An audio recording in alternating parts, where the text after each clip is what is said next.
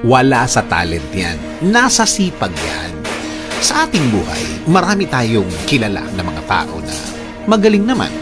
Grabe ang talent. Grabe ang mga abilities nila. Minsan, nagugulat ang mga tao sa paligid niya na may kakayanan pala silang ganon. Kaya pala niya ng ganon. Pero bakit ganon? Bakit ganon ang kalagayan niya sa buhay? Bakit parang hindi match? Bakit parang hindi niya mapakinabangan ang talent niya? Kasi nga, wala sa talent yan. Nasa sipag at attitude yan.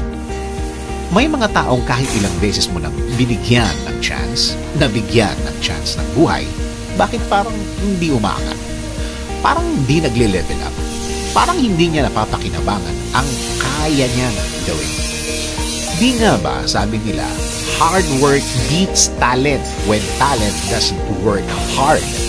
Kailangan talaga ng tamang plano at approach sa buhay na ito. Gamit mo ang iyong talent. Kung hindi, walang mangyayari yan. May mga pagkakataon naman na nakikita mo na walang katalent-talent ang isang tao. Pero nakikita mo na gusto talaga niyang matuto. Gusto talaga niyang mag-focus. Kahit mga barkada time o labas-labas, kaya niyang isakripisyo basta madagdagan lang ang alam niya at mag-level up ang talent niya. One day, ang galing-galing na niya. Magugulat ka na lang na nag-iba ang mga kaya niyang gawin. Nadagdagan pa! Dahil yun sa mga ibinigay niyang panahon para mas mag-level up siya, para mas mahasa o mahone pa niya ang talent niya. Nag-focus siya at sinabi niya sa sarili niya na hindi siya titigil hanggang hindi niya nakikita ang sarili niya na naabot na niya, na-reach na niya ang pinakamagaling niya through his or her talent. Nakakalungkot na marami tayong kilala na may talent na tamad. Parang ang galing-galing na niya. Feeling niya, hindi na niya kailangan mag-level up pa. Ayaw magpaturo, ayaw magpag-guide. Saksakan ng yabang. Well, totoo naman, kahit naman napakagaling ng talent mo, kailangan mo pa rin maging humble. Hindi yan lisensya para maging mas mataas ka sa ibang tao, para mas maging VIP ka all the time. Nothing beats hard work, ika nga.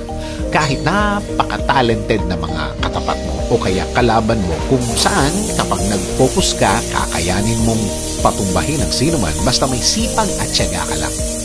Kahit gaano pa sila kagaling, tapatan lagi ng sipag at tamang attitude, magiging okay na ang lahat. Humingi ng tamang guidance galing sa Diyos. Hingin sa Kanya ang tamang direksyon.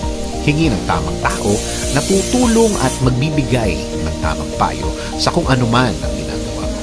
Hingin ang tamang tutuloy. Pagkakataon para magamit mo ng tama. Ang talent naman natin na nagagamit natin ay galing sa Kanya. Minsan, nagugulat ka na lang sa mga kaya mong gawin. May abilidad ka pala sa ganyan, may kaya ka palang gawin ganon. Since na siya ang pinanggalingan ng talent natin, siya din ang may alam kung paano ang gagawin dyan. Di ba?